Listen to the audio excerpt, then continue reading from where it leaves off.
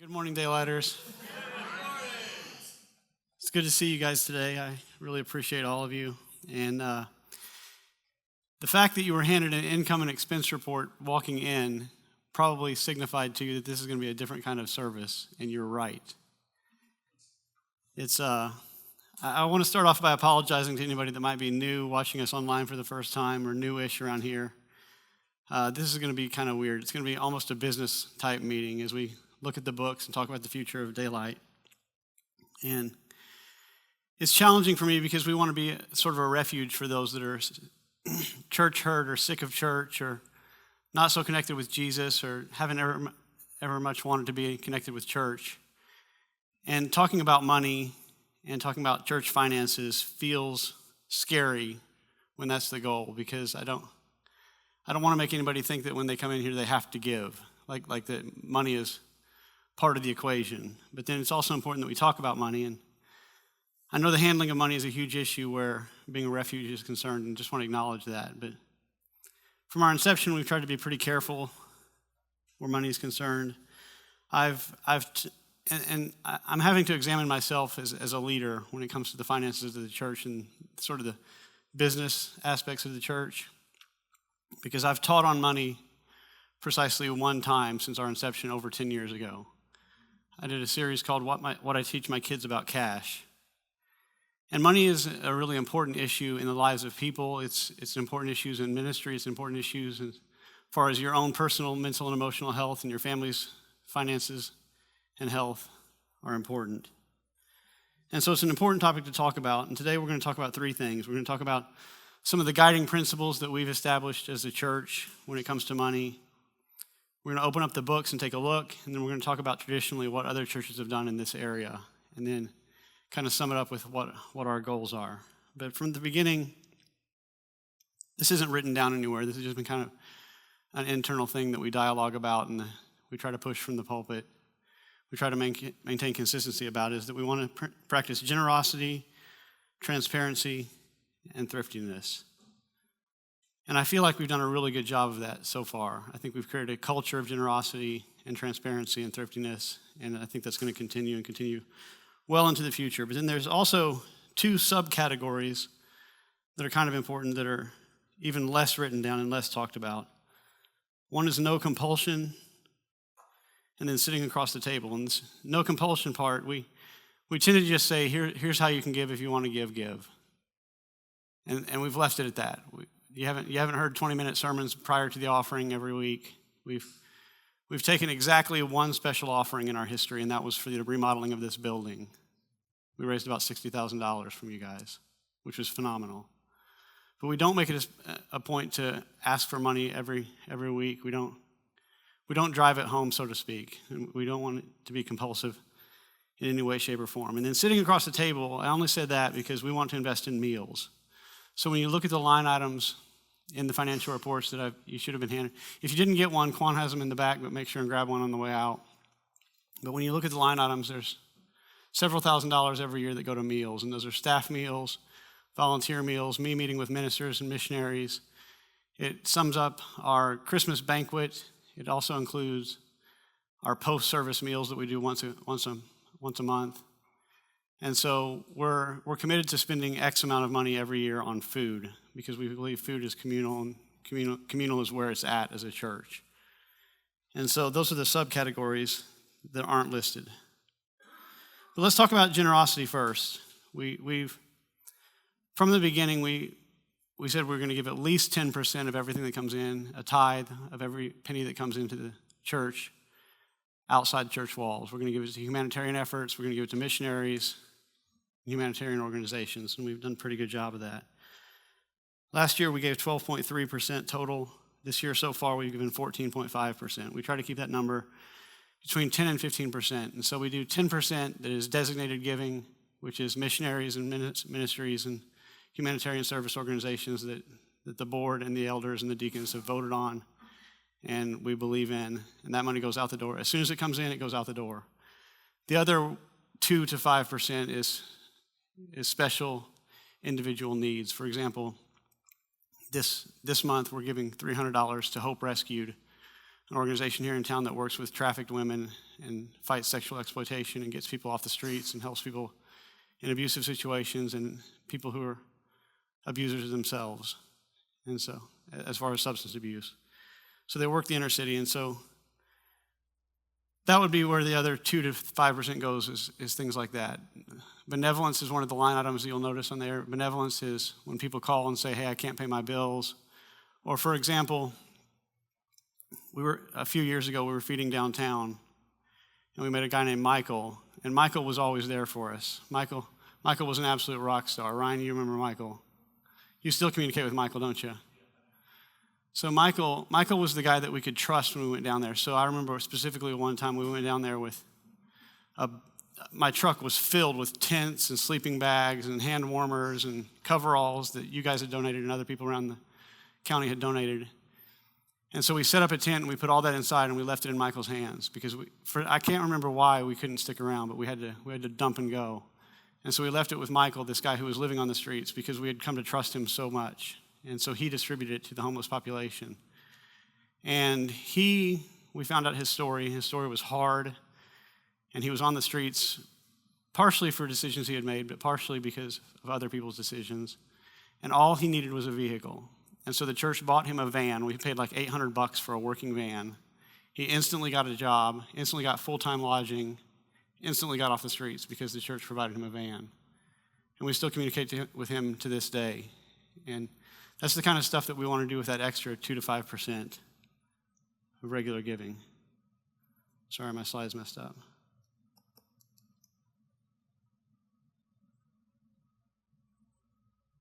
So we want to be a generous church, but we also want to be a transparent church, and our books are always open. I had somebody at the end of last year say, hey, can we see the financial records? They were wanting to explore how we spend our money, and we said yes, we shipped them off to them. So hopefully handing the log books to you indicates our transparency level. We want people to know where the money is going, what's being spent on, and so forth. For a number of reasons, and some with fear, I felt it was really important that we kind of present the state of the church finances. You guys have probably already skimmed over those and see the line items at the end of last year, negative 10,000, the line items for the first 4 months of this year at negative 19,000. And it's important that we have these conversations. It's important that we lay it out there and let God sort it out. And so we find ourselves in a situation where if something doesn't change, some pretty drastic decisions are going to have to be made. Right now we have $79,000. As of the beginning of this month, we had $79,000 in the bank. And so we have been extremely blessed. And you guys are so generous, and people around the country have been so generous. And during years when we had an abundance, we put money away. So one of our goals you can add to generosity, thriftiness, and transparency is savings. And so when money was there to save, we saved it. That's why we have money in the bank today. But that money is being depleted. Now, that negative 19,000 might shock you and scare you for the first 4 months, but it also does not include a pledged amount of $35,000 every year from a friend of mine, a family of mine that believes in the church. And every year, it's pretty funny. Every year, they hand me a stack of gold coins. This person flies into Louisville and says, meet me at the airport. And I drive up, and they get out, and they throw a bag of gold coins into my car and get on their plane and fly away. It's like this clandestine secret agent stuff. It's not like that every year, but some years it has been, and it's pretty wild. But they believe in the church. And so that negative 19,000 is every year we operate in a deficit as far as what comes in at the church. And every year that 35,000 bails us out and gets us back to normal. And so it's not dire. Last year's income was $11,900 a month, which was $876 less than needed. That net result was negative $10,000. This includes the $35,000. So we took $10,000 out of savings last year. This year's income thus far has been $10,230 a month, which is $1,935 less than needed for the first 4 months. Now, I make it a point not to know who gives. My wife works the books. Works the book sounds weird. She keeps the books. And I make it a point not to know. I just think it's not necessarily important for a pastor to know who gives and who doesn't. But I do know some of the external giving that has come in, because usually they're friends of mine or acquaintances of mine or people that have believed in my ministry in the past, that have given for a long time. And so I am informed on those occasions when people stop giving. And we've lost 2 families that were very generous givers in the last year for a great reason. And we always encourage this. There were people who were watching us online who were involved in our online community group, but they found a local church and are now investing there, which is something we encourage and are excited about. But that's part of where this $1,900 comes from. That was approximately $1,500 a month that we've lost from their giving. And so I don't know where the rest of it comes from, because I don't keep tabs on who gives and who doesn't, but some of it's the online giving. But the net result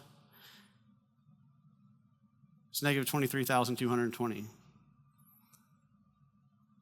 If you take what we have in savings and you subtract it, you divide it by the $1,935 that were less than needed each month, it means we have 41 months of finances left. Now, this seems like, I promise I'm not saying that to shock you or to strong-arm you or compel you. I want to be so careful about this, but I want us to be realistic and reasonable about our finances as well. And there have been some unexpected or uncommon expenses. We brought in Tanya Harris this year.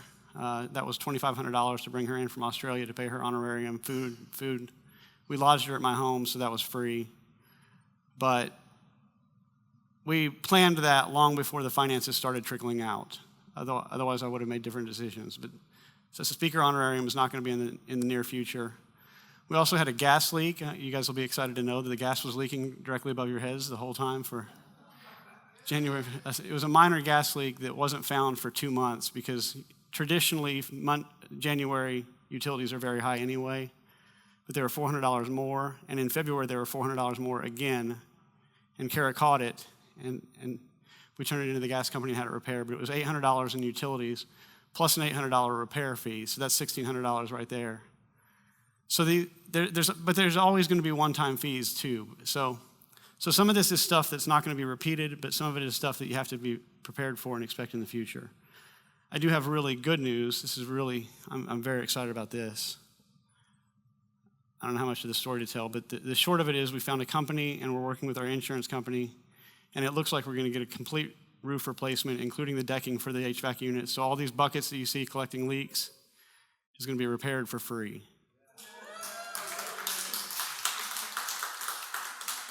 Including the youth building out there. They found extensive hail damage, and the insurance where we're at right now, the adjusters have been here, and the insurance adjuster called it a slam dunk. And so we're working with a great company, and it should be done probably about a month from now. But this 41 months means we have about 3 years, 4 months, 3 years, 5 months left with business as usual. It's easy to assume that since the utilities are on and the seats are comfortable and the coffee's served and the broadcast is going forward, that everything's cool. Everything is not cool, but everything is kind of cool. But we won't fold as a church. I will step down as a pastor. We will sell the building. We'll move to house church or whatever. If those dire days ever come, we'll adjust. And I want to pause to say that I'm really at peace with all that. I'm comfortable with all that, because I believe God has got daylight in the palm of his hand. I've seen God come through financially many times. I've seen God come through in people's lives many times. And I'm not one that believes churches have to live 100 years. But I also think that the broadcast is important, the coffee is important, the seating is important, this community that gathers here in this building is important. And so I thought it best just to lay it out there and let God sort it out. And so my prayer consistently has been, God, here it is. I've told you guys this from the pulpit before. That's my prayer about most everything nowadays. When it comes to my health, it's just, God, here's my health. Here it is. My family, my wife, here it is. My finances, my personal finances and the church finances. It's all just, here it is. Putting it in God's hands and trusting. So we're also working on our ability to be thrifty. We've been thrifty from the beginning. A lot of the PA system, these speakers that you hear right now, hear my voice over, and the lighting and stuff, is stuff that we bought from a wedding DJ 11 years ago. I drove to Cincinnati in my truck and loaded up for $2,500, we loaded up all this electrical stuff. And then we filed a grant and got that paid for by another organization. And so we've always been really thrifty. We continue to be thrifty. But we're looking at new lines of thriftiness. We're going through line by line through the books to say, where can we save? And we found several places that we can save. They're minor savings. So my wife has spent many hours finding a better payroll service. This is going to save us about $15 a month. We're spending less on Planning Center, which is like our church organization software, by about $10 or $15 a month. Our website fees, we've shored up some of the websites that were in disuse. That's going to save us $10 or $15 a month. I took a 5% pay cut. That's going to save us about $48,000 a year.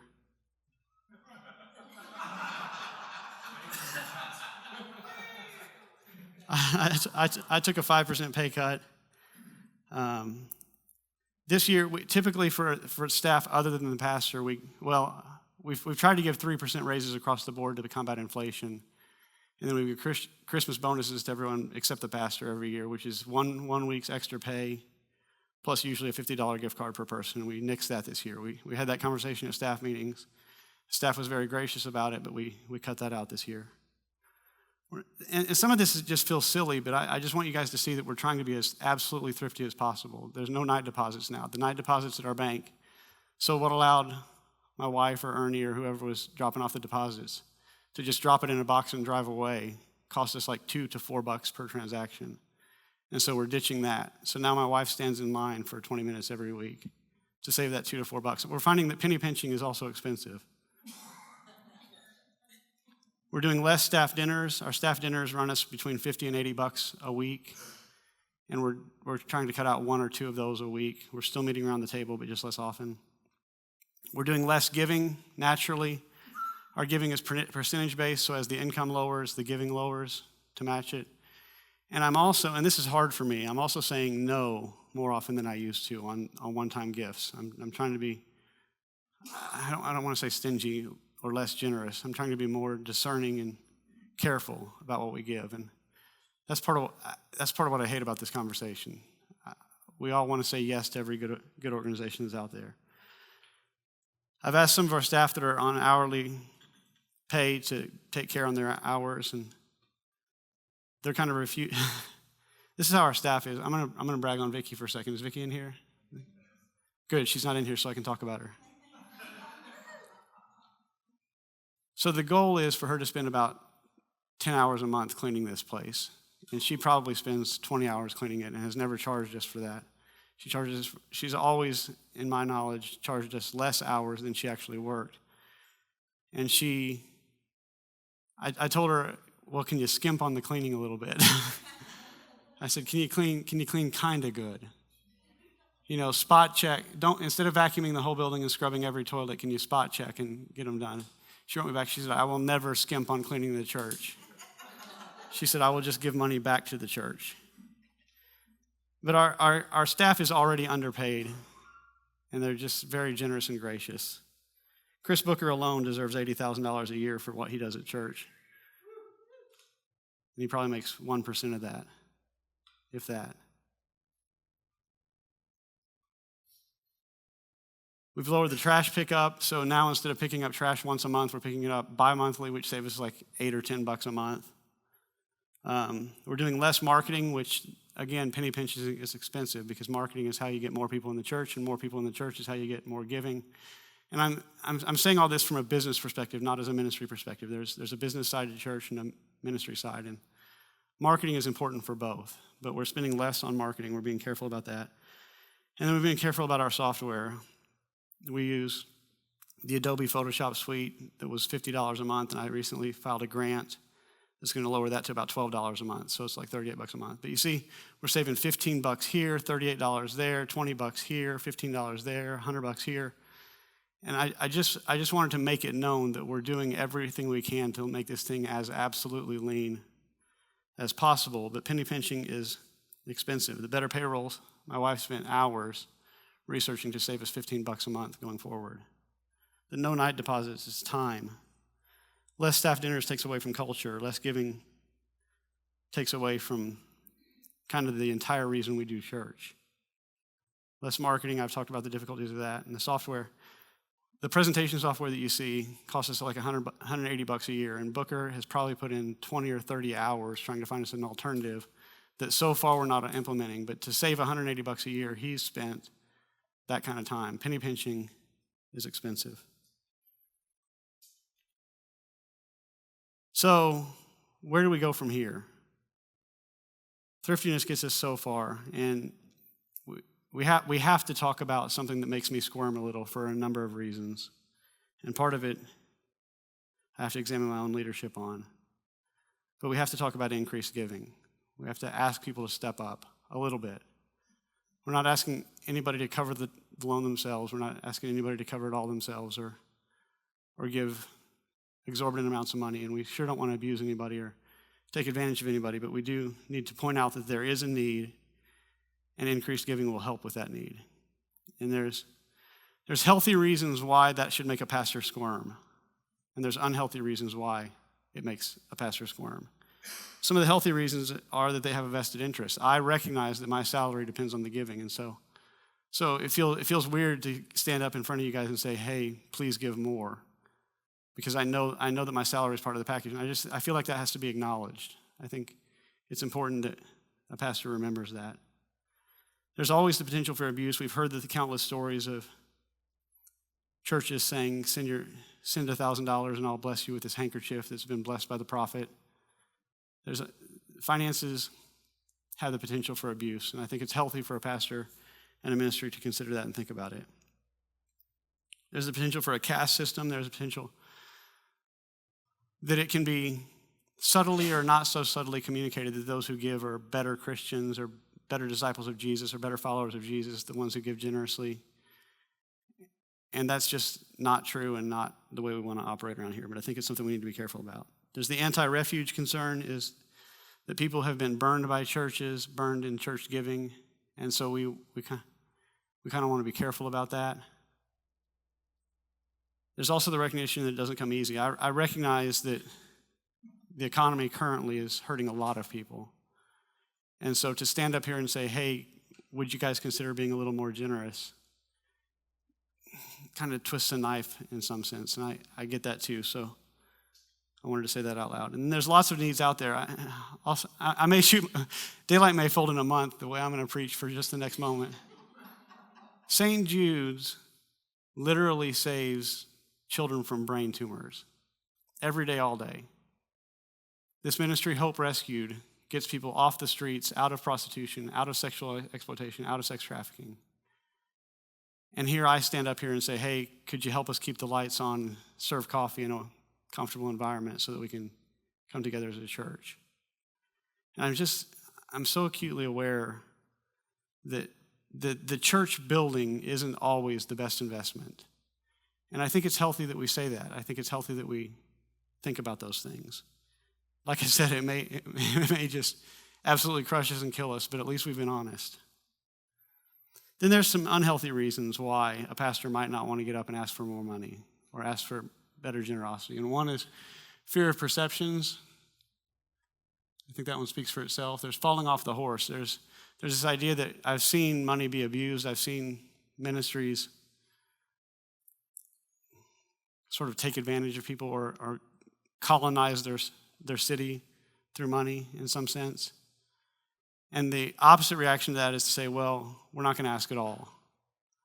And it's sort of a rebellion against something, but it goes off the other end of the horse.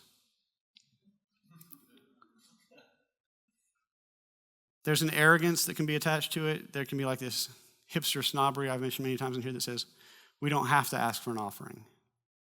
We'll do things different. We'll be special. And money will just come in and pour in and all will be cool. And in some sense, that can be a really healthy thing to say that we're just going to trust God and we're not going to compel people. But then there can also be a snobbery attached to it that says, well, I don't need to ask. Not me. There can be doubt attached to it. This is part of the weird part for me. There's lots of scripture out there that seems to indicate that people who are generous will be blessed, not only spiritually and transcendently, but literally, physically, and financially. And it seems to indicate that when you're generous, God will be generous towards you. And I don't understand all the dynamics of that. I don't understand if God gets you a better rate on your mortgage or a better promotion at work. I don't get it.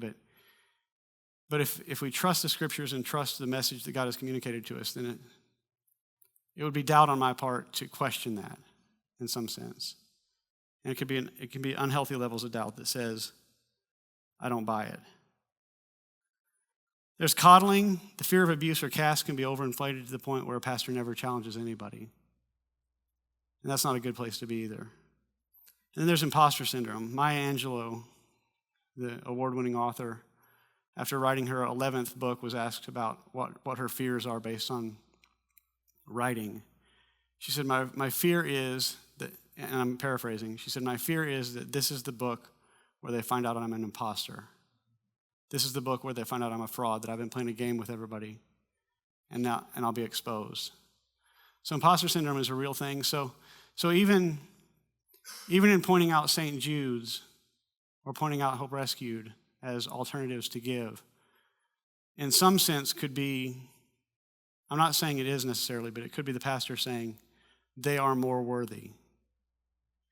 And it could be a diminishment of our own worth. And I think what's going on in here is important. I think it's important that people have a refuge, that people have a community that have had a hard time finding community. And so I want to buck against imposter syndrome as well. So how do other churches operate? Well, we'll start with the early church, which is radical, crazy stuff. It's just kind of a big nope as far as how they operated. In Acts chapter 4, it says this. It says, all the believers were one in heart and mind. That'd be a good place to start. No one claimed that any of their possessions was their own, but they shared everything they had.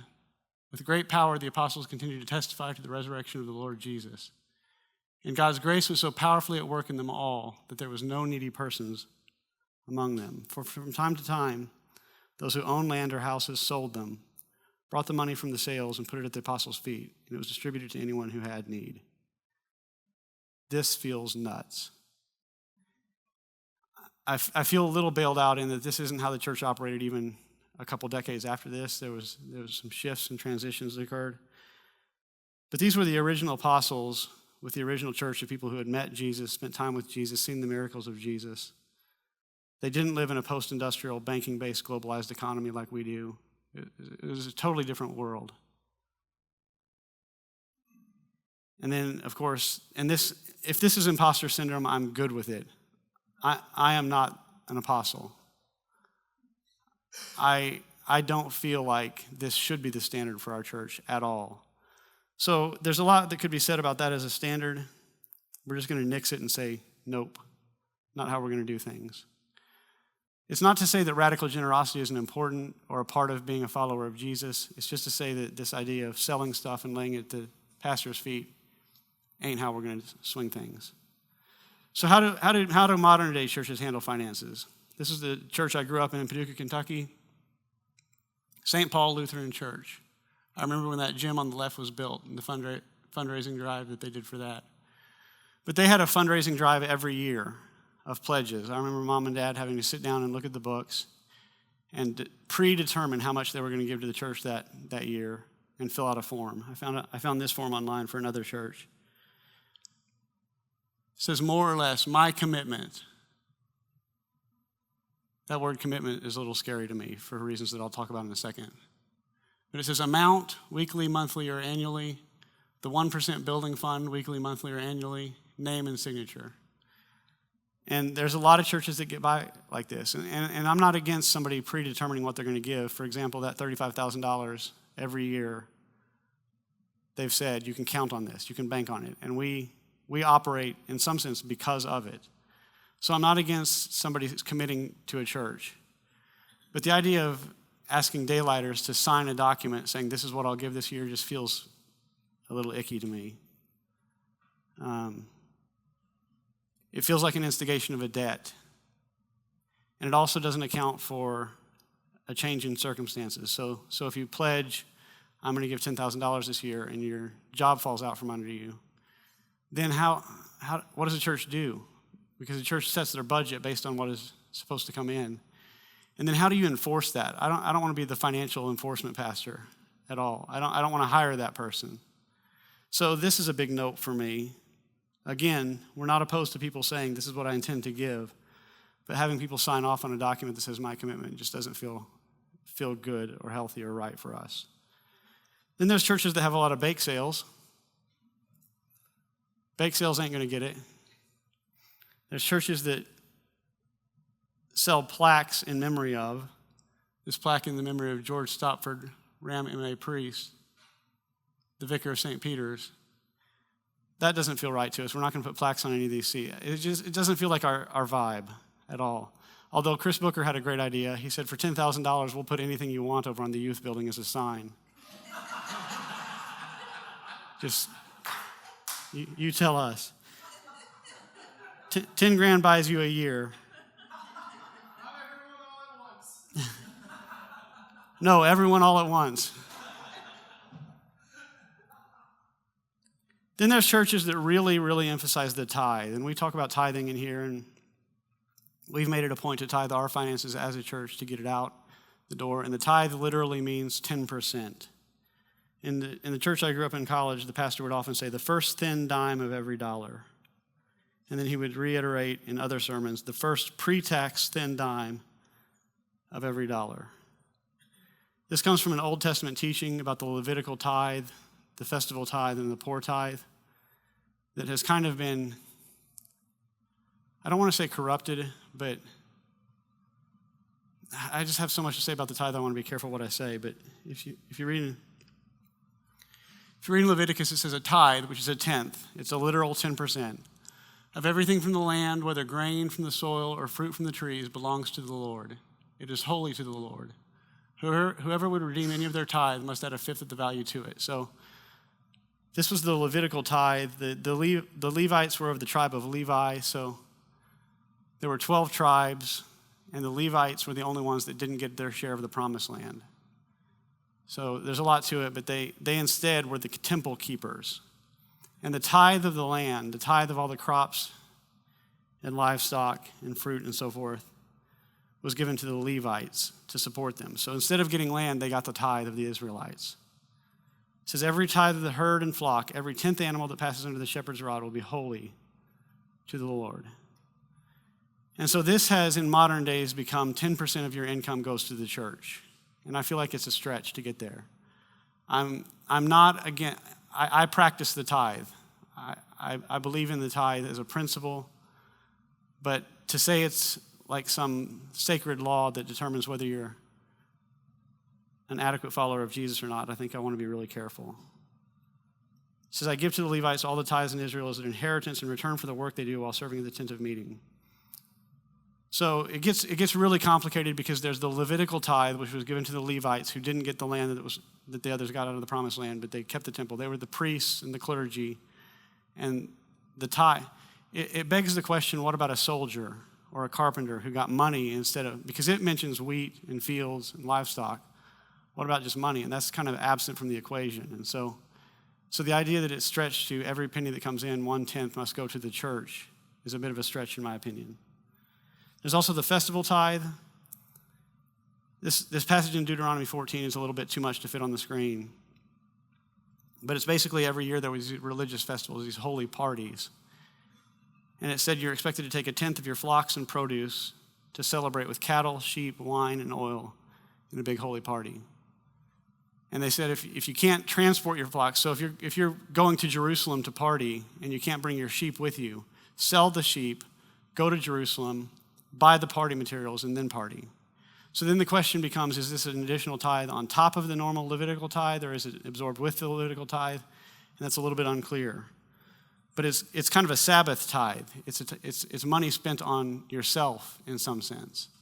And that doesn't get talked about a lot in church. Then there's the poor tithe in Deuteronomy 26, where every 3 years, the tithe benefits not only the Levites, but the foreigner, the fatherless, and the widow. That gets complicated because is this an additional tithe on top of the Levitical tithe, on top of the festival tithe, which means the total tithe is about 23.3%, Or is it absorbed in the Levitical tithe, which is 10%, but is the Levitical tithe every 3 years, or is it every year, which we would make it 3.33%? And I'm just saying it's a little complicated. It's not crystal clear exactly how the tithe was to be applied. Jesus did seem to support the concept of the tithe. He said, "Woe to you, Pharisees, for you tithe mint and ruin every herb, and you neglect justice and the love of God. Those you ought to have done without neglecting the others." So he says basically you ought to be doing that 10% thing, but not at the expense of justice. It wasn't until like the 500s that at a couple of church councils that institutional tithing of finances was instated for the Christian church. So even with Jesus, this is a guiding principle or a theocratic law. I don't want to spend much more time here except to say 10%. As a practice, I think it's a good benchmark. I teach my kids to tithe. I encourage them. Out of all the money that comes in, 10% goes to the church. More goes to missions and humanitarian service or your neighbor who has a need. And then 10% goes into savings. These are just the financial stuff that when I talk to my kids about cash, that's the benchmark that I set. But that's not a law. It's a guiding principle versus a theocratic law. There's reasons the tithe are solid. 10% stretches us without breaking us. It accounts for changes in circumstances. It's fair across the board, and so forth. So it's something I believe in principle, but not something I believe in as stringent law. So I encourage it, but don't hold people to it. Nobody's going to come checking on you. So what is our plan? The other churches do bake sales and plaques and do annual pledges and heavily influence the tithe. What is our plan? Because none of those quite fit what I feel like Daylight Church is all about or what Daylight Church should do. So we're going to encourage our principles of generosity, transparency, and thriftiness. Transparency, not so much as a necessity for the individual, but as individuals that we would be generous and thrifty. There's a passage in 1 Corinthians that says, "Now about the collection for the Lord's people, do what I told the Galatian churches to do." So this was, I told you they did things differently later. In the early church, they sold everything, they brought it to the apostles, and the apostles distributed it at whim. Now we find a few years later, they're doing things a little differently. It says, "Do what I told the Galatian churches to do. On the first day of every week, each one of you should set aside a sum of money in keeping with your income, saving it up so that when I come, no collections will have to be made." So he talks about thriftiness and generosity being something predetermined, a set amount, not just throwing $5 in the bucket, but like thinking things through. There's a passage in 2 Corinthians 9 that I'm not going to read the entirety of it. It says a lot about the blessings of God, and he who sows sparingly will reap sparingly, and so that a generous heart reaps good reward, both figuratively and literally. So you can read that in your own time, but I want to focus on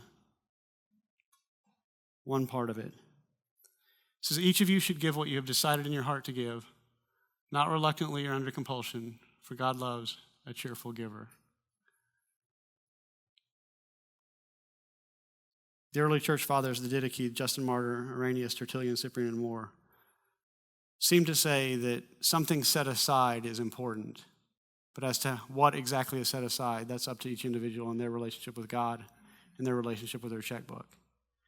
And so, as far as I'm concerned, that's where we're going to stick. We're going to stick with the principles of generosity, transparency, and thriftiness. That's our plan. Generosity, transparency, thriftiness. I thought transparency ought to be done, let you guys know where we're at. But mostly, I say we just trust. And as a pastor, I'm not finding that hard to do at this point. Like I've said many times, my prayer is, here it is. So here it is to you guys. Here it is to God. It will be what it's supposed to be. God is good. He's got everything under control. Many years ago, the third year of Daylight Church, finances were pretty tight. And I was praying and complaining to God. And I realized, I've shared this story before, I realized that all I was doing was complaining. God, so-and-so's doing this, or this is the problems I have, or this is what's going on that I don't like. And I kind of felt like God said something to me along the lines of, why don't you just ask me for something? Instead of just complaining, why don't you ask? And it was during one of our prayer circles prior to a service on a Sunday morning. And I said, okay, God, I pray you would send a family today that can help us financially. It's a real simple prayer. I remember thinking how inadequate that prayer was. That week, a new family of 4 came, and they wrote a $5,000 check and put it in the offering. That doesn't happen. And they didn't stick around very long. They stuck around like 3 or 4 weeks. We had dinner with them, and that was all she wrote. It's amazing how that's a thing. I'm getting way sidetracked right now. But people come to the church, my wife and I have dinner, and they're gone. But that family was gone. But the second week after I prayed that prayer, a friend of mine showed up from high school. And there's a lot more to the story than this, but that friend is the one. First off, they put a $5,000 check in the offering that day. So that was 2 $5,000 checks in a row. They're the ones that bought us our building. They're the ones that give us $35,000 a year. Came 2 weeks after that prayer. So I've seen God pull through in my personal finances. I've seen God pull through for church finances. I'm not scared or worried, but I felt like in the spirit of transparency and generosity and thriftiness, we ought to just kind of lay it out there and let it be what it is.